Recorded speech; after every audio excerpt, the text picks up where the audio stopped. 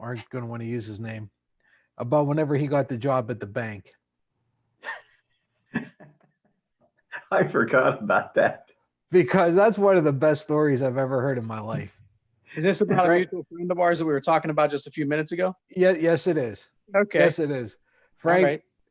Frank, honest to God, I mean, it's typical him, but it's still one of the best stories you will hear, maybe ever. I mean, am I right? Am I right, Lou? I mean, it's hysterical. Oh, guaranteed. It is so funny. Well, I can't wait to hear it, honestly. Lou, you're having some issues with your video, huh? Oh, yeah. Oh, well. Oh, you don't know. Maybe it'll come back. Hey, speaking of things coming back, Kim Jong-un, is he going to come back to see us ever? I think we should have a poll and ask and in the poll the question is he really dead? You know, maybe he's with Tupac. Yeah, it could be. Maybe he is. I love the answer that, and I'm being sarcastic, of course. Trump said, I know where he is. I know about him, but I'm not going to tell you. Hold on. Okay.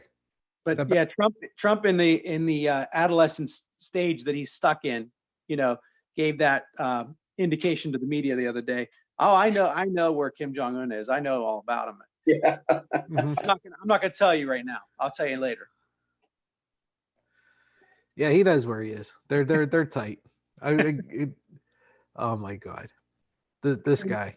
And we would have been at war with North Korea had it not been for Trump, of course, according to him. Of course.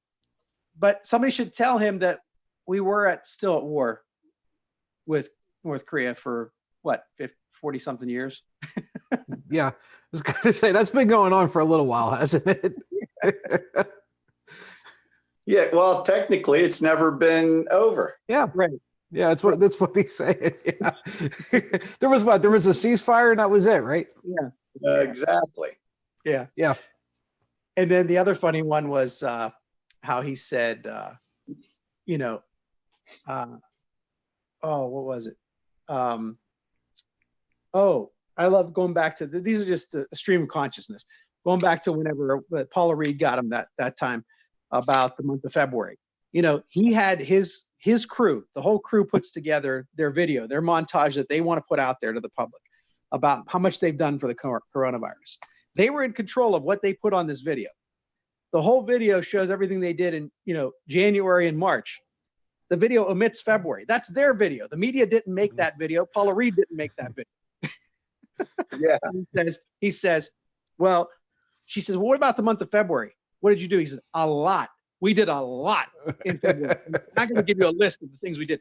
Hey, wait, Patsy, we're in late April. Has he given that list yet? I haven't seen it.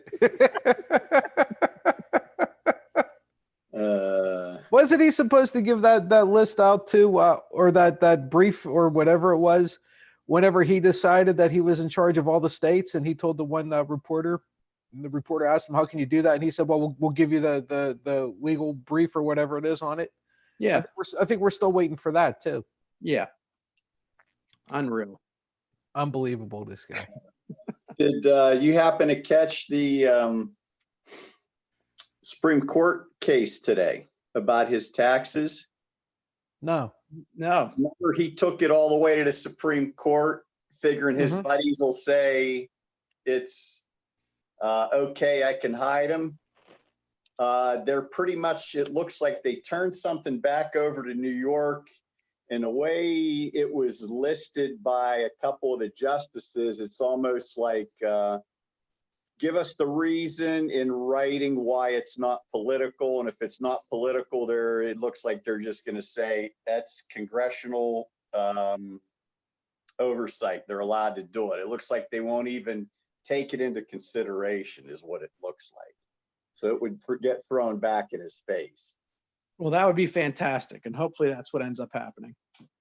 Let me just ask A quick question: if Congress is in charge of oversight, which obviously they are, I mean, I'm setting this up. That if Congress is doing it, isn't it by definition political? Right. Well, I mean, you yes, have but in a legal sense, no, they have the right. well, yeah, they have the right, but it it's killing me. It Yeah, is. This guy's it's- killing me.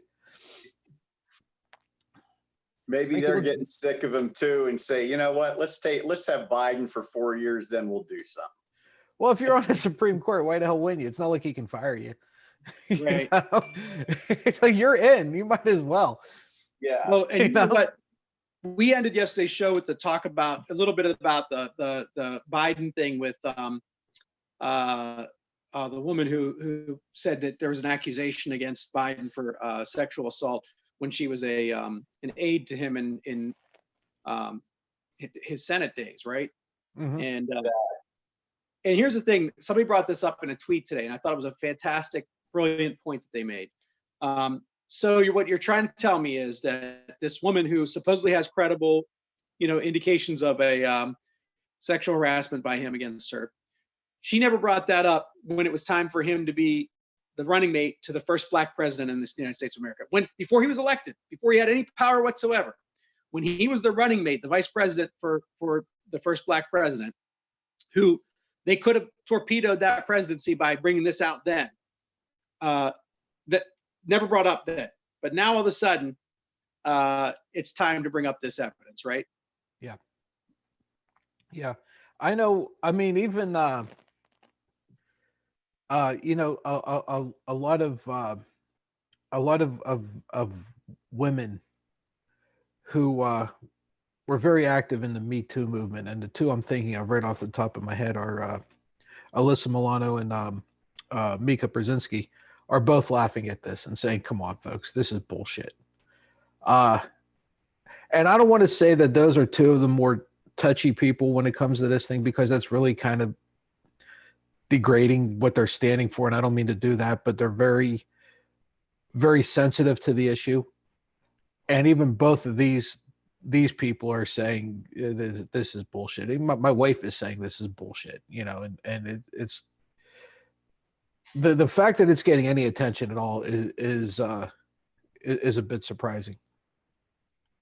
Yeah.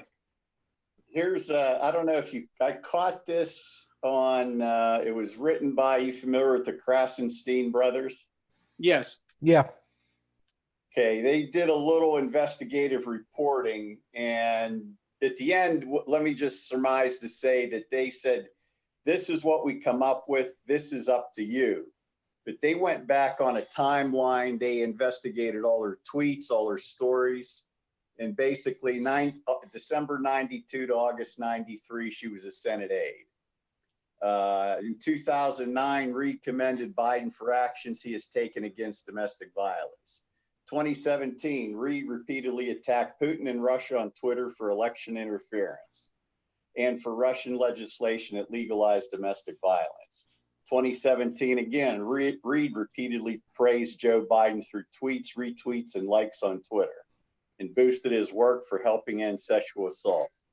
2018, Reid claims she liked Russia since she left Washington, D.C. over a decade ago, and all of a sudden praised Putin and Russia over and over again. This is 2018. January 2019, she first begins talking about her sexual harassment allegations against Biden on Twitter. March 2019, Reid continues to praise Putin. April 2019, Reid comes forward with her original allegation against Biden, says his actions were not sexualization, but rather compared his actions toward her as being demeaning and treating her like a pretty lamp that is thrown away when it's too bright. She also claimed her story was not a story about sexual misconduct. September of 19, Reid calls Joe Biden to be investigated for his dealings with Ukraine. January 2020, Reid continues to praise Vladimir Putin on Twitter. March 2020, Reid comes forward again, this time claiming that Joe Biden did sexually assault her. And then March 2020, She tells Vox News she started liking Putin in Russia after watching Noam Chomsky, but no longer likes Putin after finding out about domestic violence in Russia. And that's actually, I could send you that link, but actually part of it they're tearing apart on her is she claims she went to Washington in one story on an airplane, flew into Dulles, and the other story has her driving into Washington claiming she can't wait to work for Biden in 90. Oh my God. So this is what they take all her contradictory stories and said, this is for you to decide. This is what's out there in common knowledge that you can look up for yourself.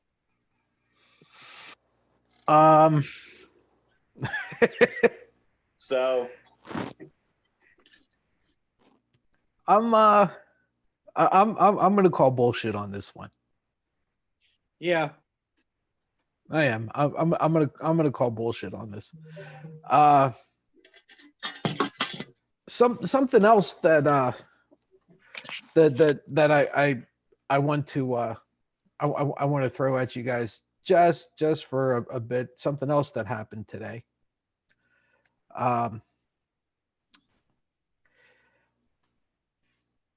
There you go. Vice President Mike Pence tours Mayo Clinic without a mask, even though he was told to wear one. And then here we go. Okay, everybody around them. Even this person who's probably a patient, I would guess. I mean, he's just kind of lounging there. So he was told to wear one, right? I got a question for everybody. Here's where I want to start with this, because we're probably going to talk about this for a few minutes. He was told to wear one. He chose not to wear one, but no one then told him to leave. Why not? Because they don't want to piss Trump off. It's the Mayo Clinic. What the hell do they care? They shouldn't care. I mean, it's a great question. And I think, you know, it might be just one of those things that's maybe a little bit of what Lou said in terms of not pissing off Trump, but also maybe just that level of respect for the office that some folks, I mean, is the Mayo Clinic it's in Minnesota, right? Minnesota. Yeah. I mean, Midwestern people that run that organization that, you know, are probably have lived in the Midwest for a long time. In that part of the Midwest, they're not typically, you know, I'll say this, they're more prone to be very respectful of positions and offices within the government than maybe some other parts of the state, of other parts of the country. Just as a general rule, they're kind, they're very, you know, typically understated. They're not going to make a big deal of things. So I could see people in that hospital just being like, I wish you would put a mask on, but not making a big deal of it. You know, that's just a pure assumption, just based on generalities, but it's the only thing I can think of as to why they would allow that to happen. Yeah, I don't understand it. I really don't. These are your policies. These are the reasons. I mean, you're in a hospital, for fuck's sake. Yeah. Follow the rules. It's not like you're at an event. It's not like you're, you know, at some place where you want to be seen or I mean, you're at the Mayo Clinic. Everybody in that fucking building knows who Mike Pence is. Do you remember the pictures of Putin going into the hospital with the full hazmat stuff on? Remember that? Uh-huh. Yeah. I mean, he had like the Ebola hazmat stuff on. I don't get it. Yeah, I don't either. I don't understand it. This thing kind of goes on. I mean, don't forget, the one thing we should point out is he leads the White House's coronavirus task force. Okay, I mean, this is the MFIC, right? This is the guy in charge. He's just, you know, he just doesn't care. Did my video go out again? Yes. So that's on the phone. Yeah, see, I'm telling you, Frank. I know. I mean, maybe we should just pitch in and buy him an Apple product. Funny, it works everywhere else. Because you got a Windows product that doesn't work worth a shit. Now you have an Android that doesn't seem to be working. I don't know. Frank and I are both using Apples. All right, that's all I'm saying. And the Apple product I'm using is older than Frank's youngest child.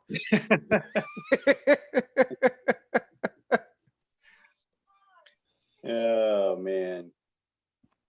I'm just throwing it out there for you, Lou. I mean, what do you guys take on the economy in terms of, look, here's one of the things. Can you turn that down for a second, buddy? We're going to please. Here's one of the things that gets me. And I don't understand why nobody's asked this question in a press conference. Trump said, I built the best economy ever in the US history. I built the best economy ever. Okay, if the best economy ever that we've ever had could be brought to its knees in a couple months, was it really the best economy, number one? Why aren't they asking that question? Number two, if we had the best economy and the world is suffering the same thing all around the world, how is it that Canada can pay its citizens $2,000 a month during the coronavirus crisis, whereas the United States cannot pay its citizens but $1,200 one-time payment? If we've got the best economy, we're flourishing here. How come Canadians can do that but we can't? Because they gave 1.7 million to the millionaires in tax breaks and rebates. Exactly.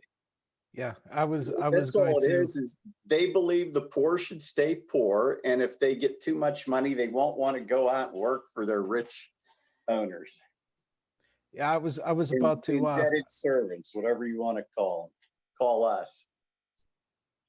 I was going to piggyback on Frank's question and say, if our economy is so great, why is it people can't survive longer than 2 paychecks or missing 2 paychecks if it's such a great economy? Yeah, 40% of Americans. Yeah, cannot last 2 paychecks. How is it that great, and how are we as a people doing so well, but yet almost all of us, what'd you say, 70 whatever percent, can't go a month without a pay, 2 pay, because at this point everybody's paid by monthly, right? Every other week. How is it that so many of us can't go a month without a paycheck if our economy is so great? And it's not a reflection on the people working. I mean, it's not. I was talking to my brother today, and he was going off because he usually doesn't watch anything political. He doesn't have time for it. But like we've talked about before, he's been home all this time. He's gotten to watch all this stuff. And he's been his eyes are open so much. He's like, I can't believe the people that support this guy. He's like, if you'd asked me 4 years ago, would this guy have supported Trump? Would that person have supported Trump? I'd have said, hell no. That's not the type of person they are. They wouldn't like somebody like that. They wouldn't like somebody that says, whines and cries about everything being somebody else's fault. Anytime something goes wrong, it's somebody else's fault. Anytime anything goes right, it's all good because he did it. I said, if you go golfing with that guy, Lou, if you would go golfing with somebody, let's not say it's Trump. Let's just say it's just anybody. And you're on your way to the golf course and you say, how good are you, Lou, at golf? Well, I'm a 5 handicap. Oh, you're terrible. I'm the greatest golfer there is. You're not going to do well with me because I'll be driving everything way past you, and we get to the green, I'll putt it in from anywhere. I have the best golf shots. You say, well, last week I had an eagle. It was the first eagle of my life. You had your first eagle at this age, Lou? I've had 10 eagles. I've had 20 eagles. What? How bad are you at golf, Lou? I'm the best there is. You want to golf with that guy every week, Lou? Hell no. Right. I mean, that would be the week I purposely put my nose down to beat his ass and never golf with him again. But it's just amazing that the people that like this guy and support this guy, if they met him in real life, if they met anybody that was like this person in real life, I guarantee you they wouldn't spend 10 minutes with him. they wouldn't spend 10 minutes with them. Would you want somebody like that? Your daughter bringing home somebody like that? Oh man, you know what? I got a big fence in the backyard, 6 feet high. People wouldn't know what happened. And I got a big shovel, Frank. You know this. You know the part that gets me. My brother loves this guy. Mine does too. Absolutely loves him. My brother's diehard Republican no matter what. And if you ever talk to my father, sometimes you'd sit there because he's like, he'll crack something sarcastic and sly, and he'd be like, you know, because nobody else in the family is, and he'd be like, I don't know what the hell happened to him. Even though he's successful, he worked his way up with the state police and everything else. I mean, he was lieutenant when he retired. Yeah. He'll say, doesn't he pay attention to stuff like that? Yeah. The police lean that way for Republican because it's authoritarian. And they believe you should listen to what they say. And if you don't, you know, it's your fault. Well, and they also pretend, it's all goes with that flag waving thing and the military thing.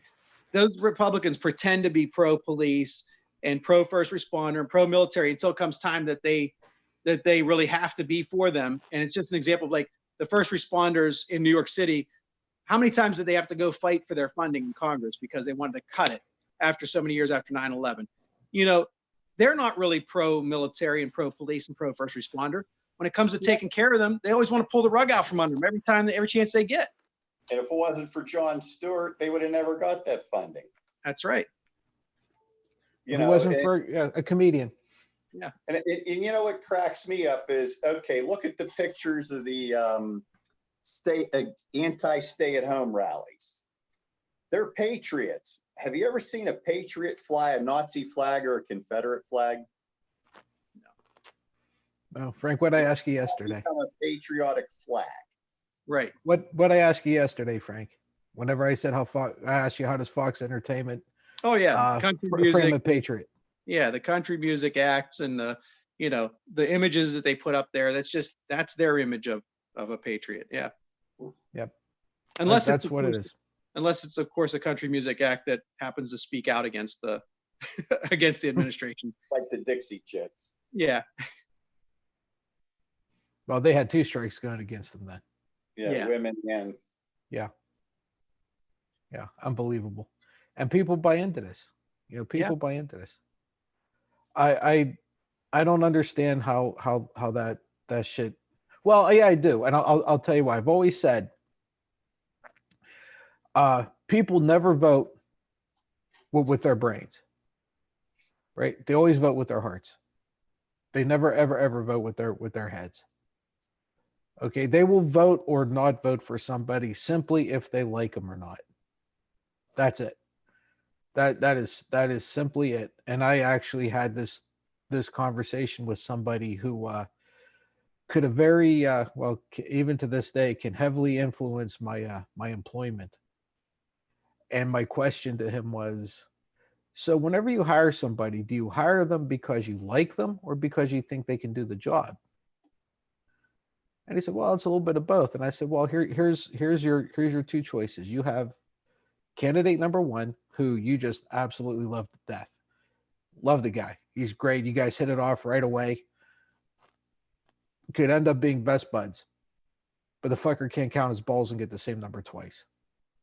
You go candidate B, who you probably wouldn't want to be sitting in an office for 5 minutes alone with, but is the best person for the job that you've ever seen. Which one are you picking? He said, well, B. I said, well, you didn't this last time, whenever the same thing was running for president. Right.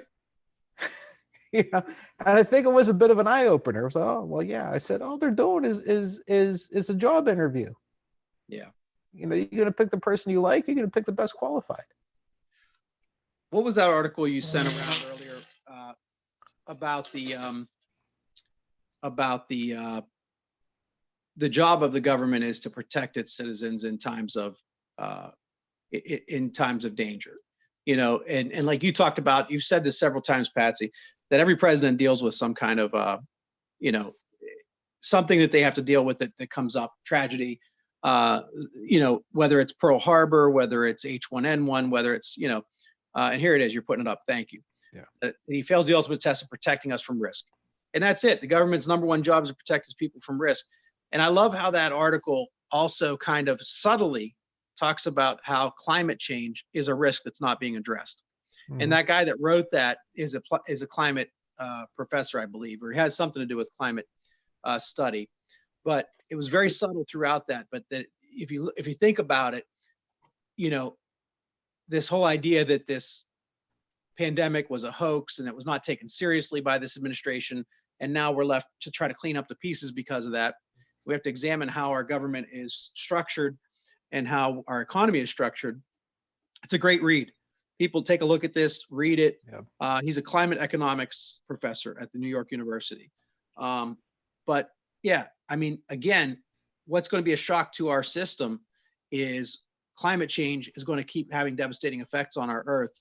And if we don't prepare economically for how to deal with that, we're going to be paying bigger prices later. And people have been trying to sound this warning, just like people were sounding warnings, like George Bush was sounding a warning about the pandemic, the scare of a pandemic coming, and people didn't want to listen. They didn't want to pay attention. And people were sounding a warning about climate change.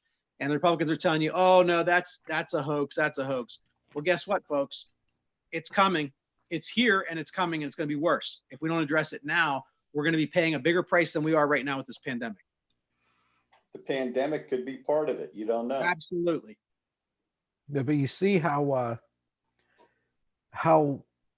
these things, not all of it. So don't misunderstand me. Not all of it, but how much a lot of the damage that has been done has been reversed simply through this this quarantine that we've been having.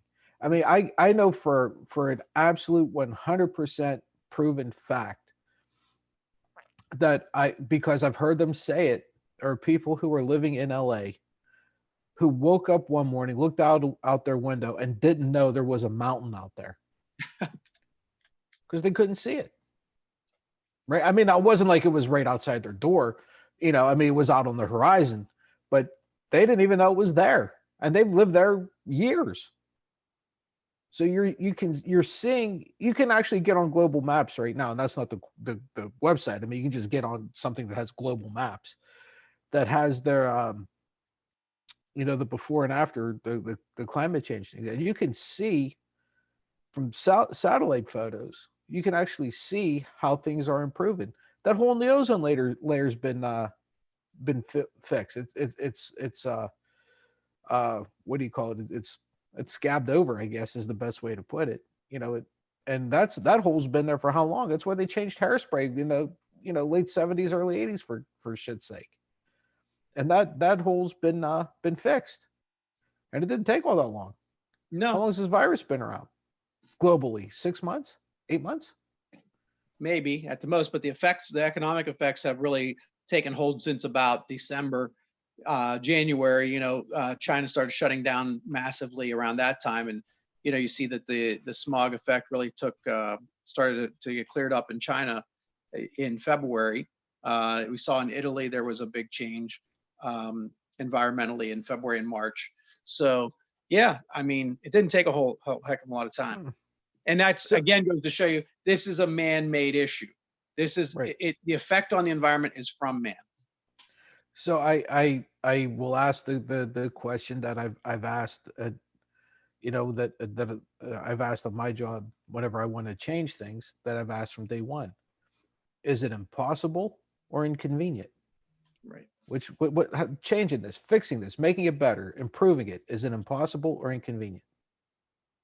Inconvenient to the money people's bank accounts is what it is. So it is possible. It's possible. It can be done. And yet we won't.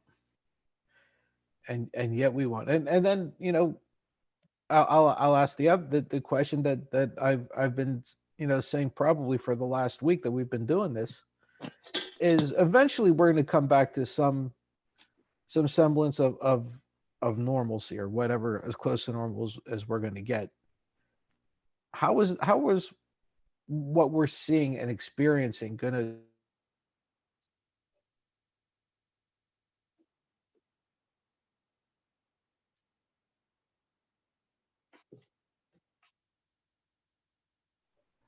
how long?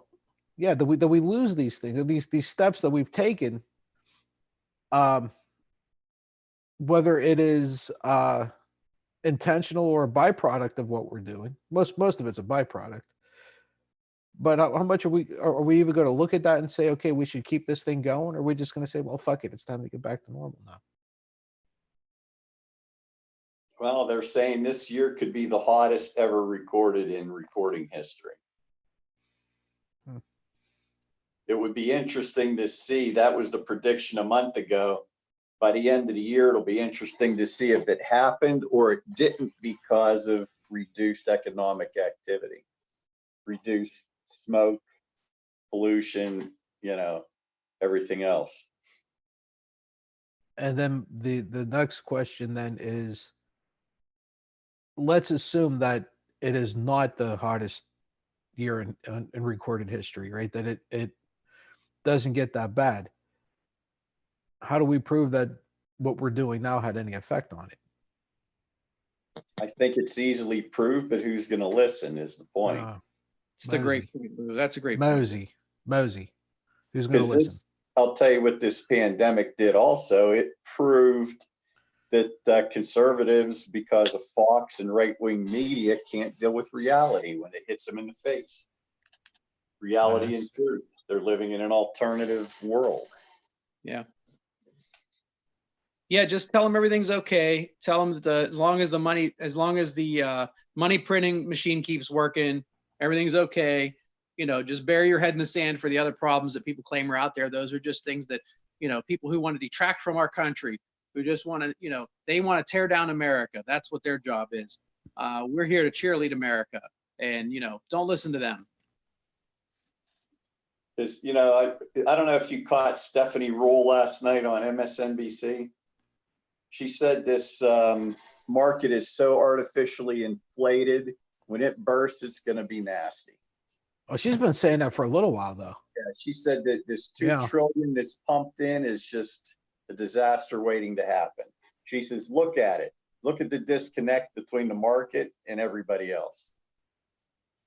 It's scary because, there are friends of mine who are actually, in the same frame of mind that we are politically, very, very anti-Trump, but are looking for a life preserver with regard to their retirement accounts and their investment accounts. And one of my friends just texted me today and said, do you think it's time to sample back into the market at this point in time? And I said, be very, very careful. Be very, very careful.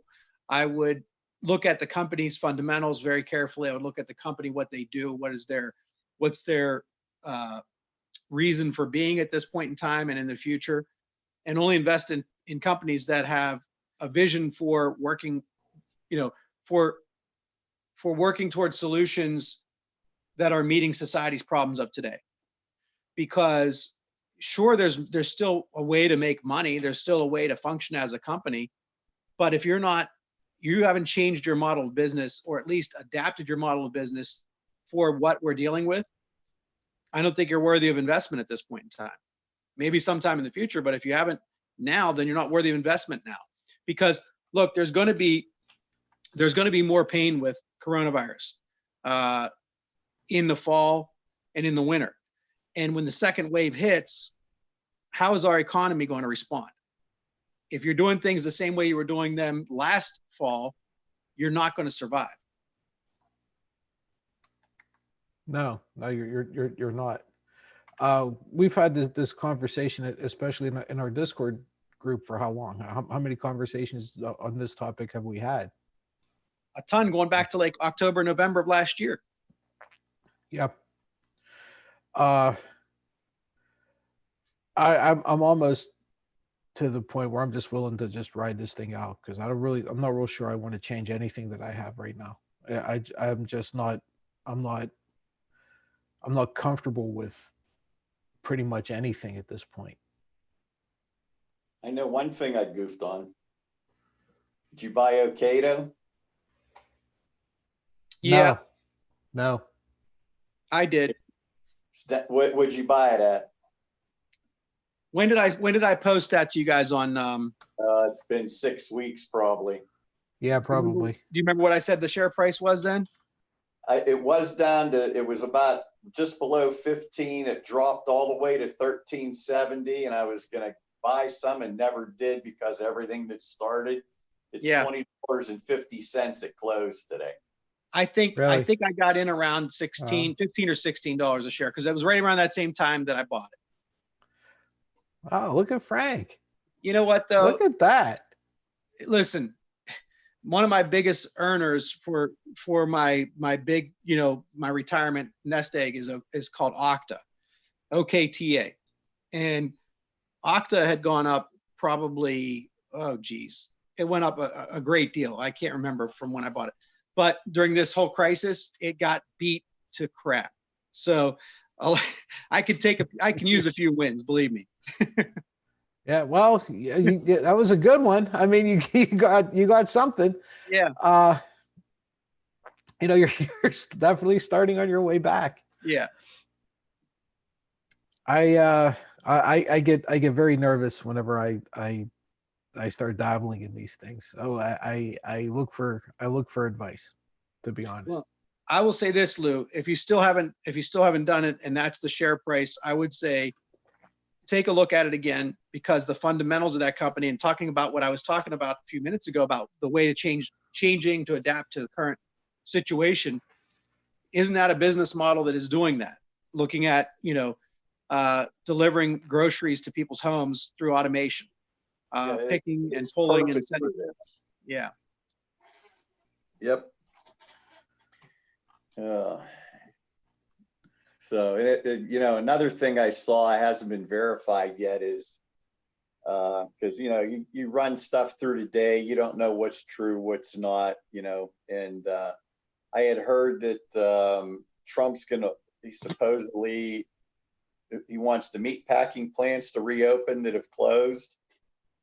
And if they reopen, he'll sign an executive order that won't hold them liable if everybody on the line gets sick.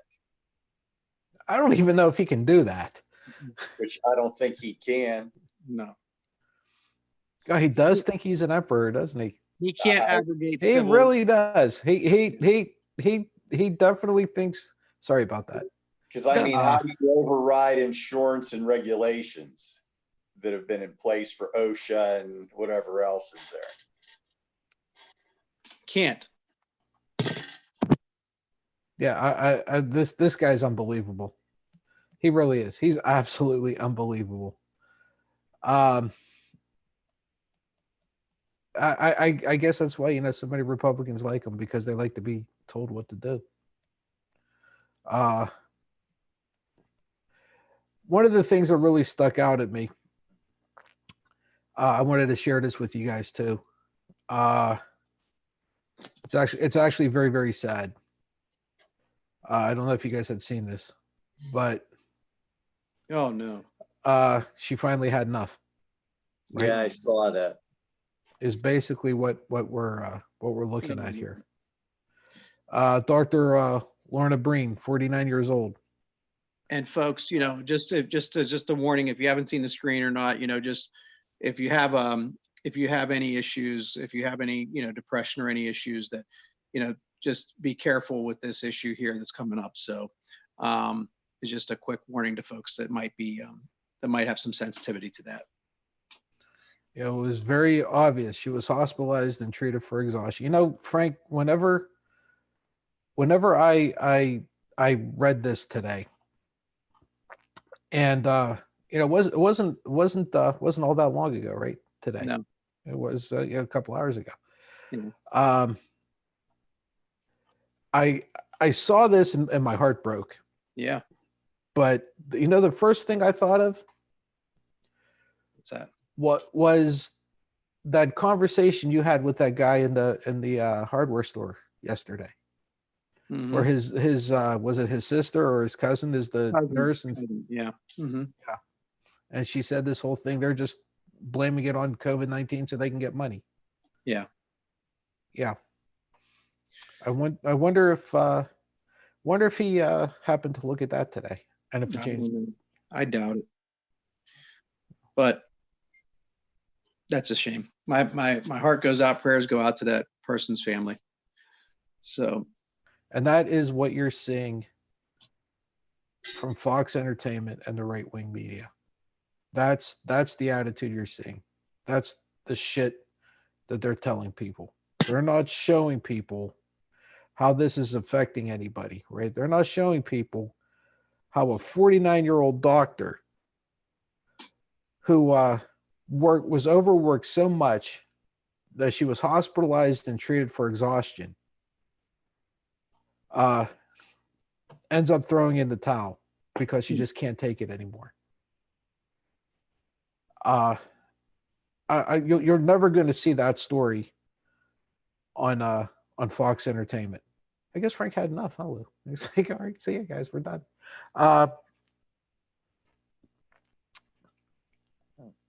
That is what really, really not only just pisses me off, but shakes me, is that you have a media juggernaut who is not respecting what's going on and the people who were trying to save lives. And that absolutely just pisses me off like you wouldn't believe, Lou. It does. No regard. Did you see, speaking in that vein, I don't know, did we say that yesterday about Hannity had pressed a lawsuit against the New York Times to apologize? And, no, we didn't touch this at all. When New York Times had written a 3-column opinion and they stated every fact about how Fox disregarded everything at first and they should be liable, and they blamed it mainly on Hannity, and they cited all these things that he said and doubled back on and everything else. So Hannity and his lawyer filed a lawsuit wanting an apology. The New York Times lawyer wrote a letter to Hannity and his lawyer that wasn't a 12-page dissertation. It was about 4 lines. It said, everything we stated was true. You can go back and look, and no, we're not apologizing. That was it. That was it. That clean, huh? It was that clean. It was, it was that clean. Like 2 or 3 sentences, and that was all she wrote. It was more like, bring it on. It was like, okay, all right, now we see where you stand. Let's go ahead and do something about this. Let's go. I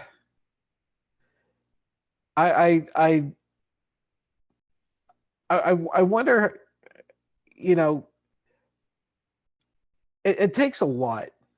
It really does. It takes a lot to even get your attorney to send a letter like that, right? Whenever you're basically trying to get them to stop doing the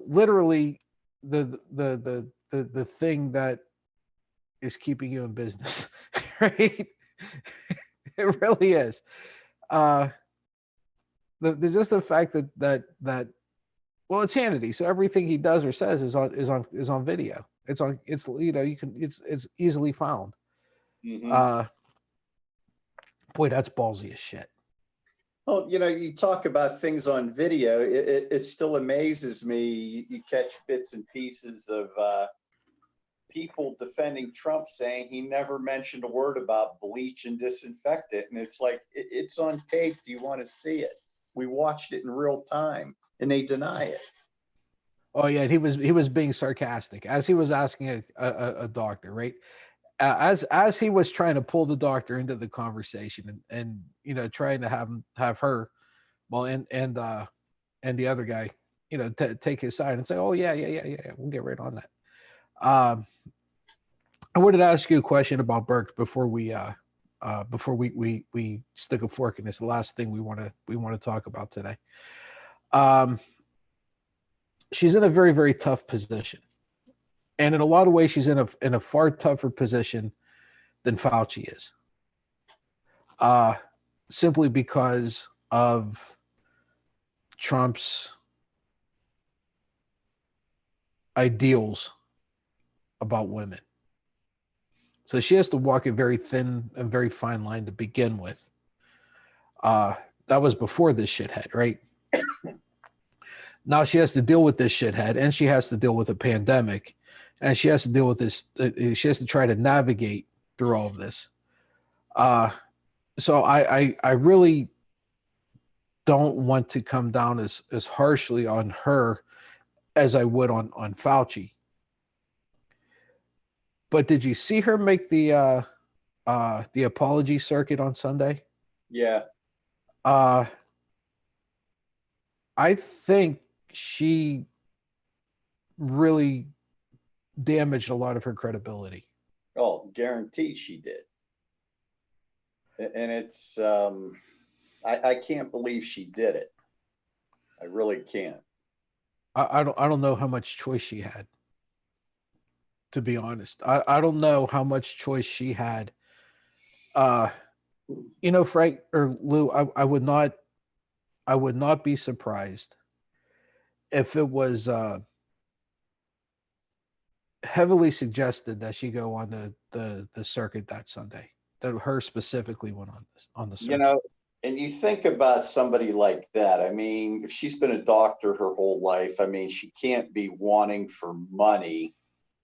You would think that she would just say, you know what, you're harming the American people, and I'm going to walk. You explain it. Yeah, I wonder if she thinks though that her staying there is the only way that, you know, it's almost like her and Fauci are good cop, bad cop. You know? Yeah, is she staying there because maybe she knows who he would put there, right? For that, right? And did she make a conscious effort or knowingly?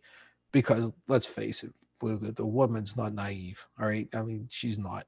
You don't get to the position she's in simply because of what you know. You also have to be able to navigate through a lot of shit, right? So she's intelligent and she's far from naive. I wonder if she calculated that, you know what, yeah, my credibility is going to take a hit, but we got to keep people alive. And that there's no other way to do it. And boy, that's a hell of a position to put somebody in. Yeah, it really is. You know, and I could just see, I thought I saw a new projection today. They're predicting that with some of these states opening up, they've raised the total to 74,000 now. Well, we just hit 60, or we're just under 60. We're just under 60. I thought it would take till the weekend to hit 60, but I think it's going to hit it by Thursday.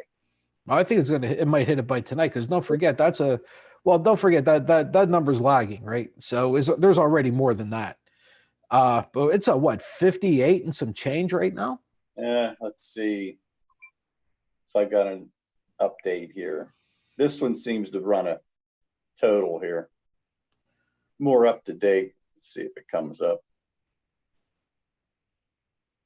I want to say we're above. Well, we're just at 60, and I was thinking the same thing you did. I'm thinking, well, you know what, we're going to hit 60 by this weekend.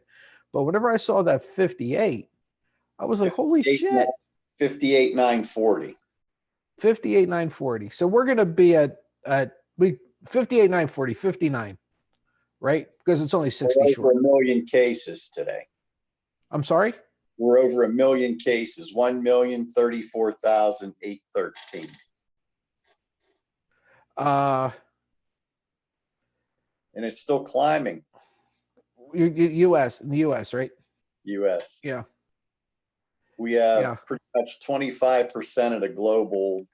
Well, according to Bing, you know, Microsoft's Bing, B-I-N-G, our fatal cases are 58,986. So there we go. We just added 6 in the amount of time you and I were talking. Okay, just in the amount of time you and I were looking at it, we raised 6.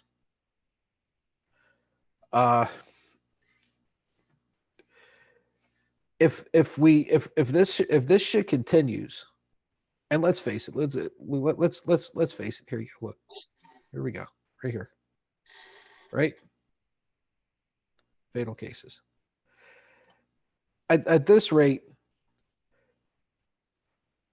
what's going to happen whenever these places open up? Right? Because Texas is opening up everything. You have those other assholes who decided to open everything already. We raised, I don't know if you can see this, and I don't know what what they're using as the time frame here, but we went up 2,678 cases. Was that from yesterday? In deaths, or that's probably In just deaths. Yeah, in deaths. That's what I'm looking at, fatal cases. Yeah, I would say it is. Was that like a 24-hour? 24-hour. Look at this.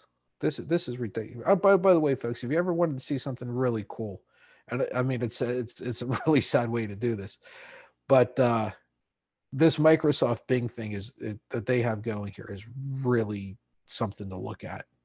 It's really, really nice. What I like about it, Lewis, here we go, right? Because over here on the left side, okay, here's all the states. So I'm curious to see how these numbers are going to change over the next week or so. You know, especially in the states where we have all the shitheads opening everything up. Yeah, I'm real curious to see how this is gonna happen. How those numbers are gonna change, because it's.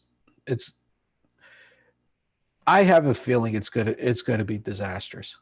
I really do. And like I said, was it Monday or maybe yesterday? I so hope I'm wrong, but I'm not so sure, Lou. I'm not so sure. I think this thing, look how much it moved up overnight. Yeah, I just brought that Bing up over here, that map. Yes, it's 2678 in 24 hours. Mm-hmm. In 24 hours. Now, I'm also going to make a prediction that these states that are opening up full bore, they're going to quit testing. I've already heard that Florida, Georgia are not reporting all the totals, testing or deaths.